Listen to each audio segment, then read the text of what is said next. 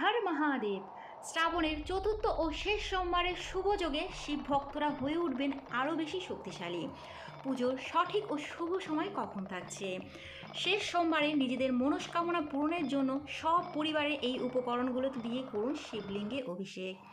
শেষ সোমবারে উপবাস করে এই নিয়মগুলো পালন করবেন এবং অবশ্যই এই মন্ত্র দুটি জপ করবেন। শ্রাবণ মাস মানেই দেবাদিদেব মহাদেবের মাস। তার ওপর শ্রাবণ মাসের সোমবার শিব ভক্তদের জন্য একটি বিশেষ দিন। এই দিন উপবাস করে বাবার মাথায় জল ঢালেন শিব ভক্তরা।